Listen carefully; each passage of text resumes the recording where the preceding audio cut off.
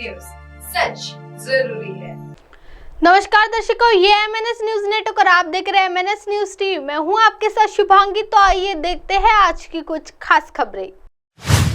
मोदी के मुकाबले में इंडिया का कौन? विपक्षी दलों की बैठक में शिरकत करने पहुंचे अखिलेश यादव ने दिया ये जवाब। विपक्षी गठबंधन इंडिया के चेहरे के बारे में पूछे जाने पर समाजवादी पार्टी प्रमुख अखिलेश यादव ने कहा कि सवाल चेहरा का नहीं है। खुशी की बात यह है कि सभी लोग एक साथ आ गए हैं।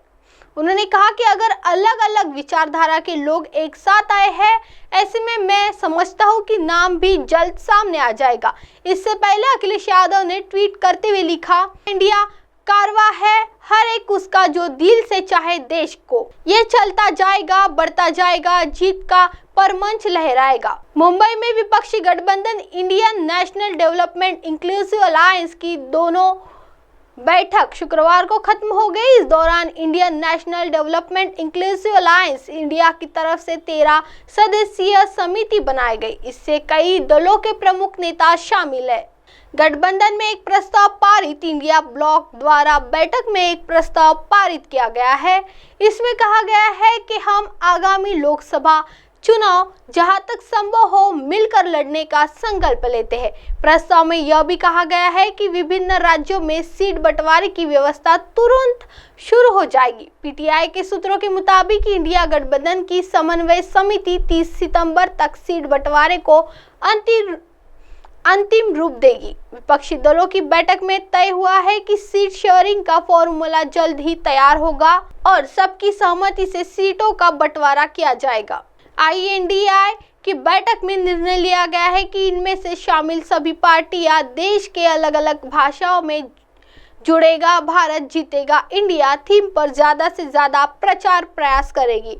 एक राष्ट्र एक चुनाव कानून से हमारा फायदा। वहीं एक राष्ट्र एक चुनाव के मुद्दे पर अखिलेश यादव ने प्रतिक्रिया देते हुए कहा, एक राष्ट्र एक चुनाव का मुद्दा केवल विपक्षी गठबंधन की बैठक से ध्यान भटकाने के लिए लाया गया है। यहाँ तक कि जब पिछली बैठक गठबंधन की हुई थी तब भी उन्होंने अपनी एक अलग बैठक की थी। एक राष्ट्र एक चुनाव कानून लागू होने पर हमसे ज्यादा खुशी होगी। क्या वे यूपी में ऐसा करेंगे? अगर वे लोकसभा चुनाव के साथ यूपी चुनाव भी कराते हैं तो इससे बेहतर क्या हो सकता है। हालांकि इसके पीछे सरकार की क्या मंशा है अभी तक स्पष्ट नहीं है। आइए बढ़ते हैं अगली खबर की ओर।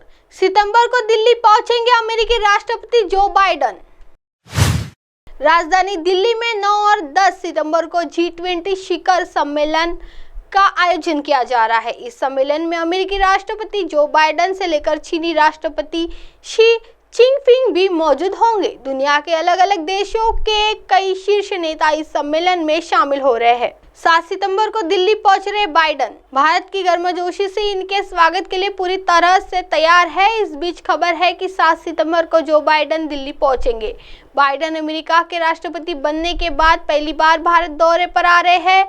व्हाइट हाउस ने एक बयान जारी कर बताया कि जो बाइडेन 7 को दिल्ली पहुंचेंगे और अगले दिन यानी 8 सितंबर को प्रधानमंत्री नरेंद्र मोदी के साथ द्विपक्षीय बैठक करेंगे। 9-10 को G20 शिखर सम्मेलन में लेंगे भाग। व्हाइट हाउस ने शुक्रवार को जारी एक बयान में बताया कि शनिवार और रविवार को राष्ट्रपति G20 शिखर सम्मेलन में भाग लेंगे। यहाँ वह G20 भागीदार स्वच्छ ऊर्जा परिवर्तन और जलवायु परिवर्तन से निपटने सहित वैश्विक मुद्दों से निपटने के लिए कई संयुक्त प्रयासों पर चर्चा करेंगे। रूस यूक्रेन युद्ध पर होगी चर्चा। रूस और यूक्रेन के बीच चल रहे युद्ध को लेकर भी बाइडेन चर्चा करेंगे। वह यूक्रेन में रूसी राष्ट्रपति व्लादिमीर पुतिन के युद्ध के आर्थिक और सामाजिक प्रभाव को भी कम करेंगे और वैश्विक चुनौतियों से निपटने सहित गरीबों से बेहतर ढंग से लड़ने के लिए विश्व बैंक सहित बहुपक्षीय विकास बैंकों की क्षमता बढ़ाएंगे। नई दिल्ली में रहते हुए राष्ट्रपति बाइडेन G20 के लिए प्रधानमंत्री मोदी के नेतृत्व की भी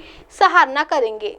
अब आप हमारे चैनल को आपके मोबाइल पर भी देख सकते हैं। मोबाइल ऐप पर देखने के लिए play store MNS news TS download करें।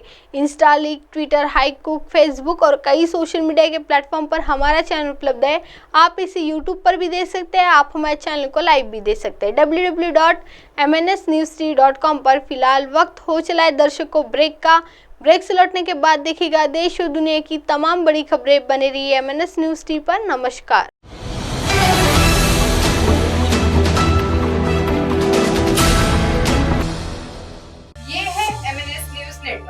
और आप देख रहे हैं MNS न्यूज।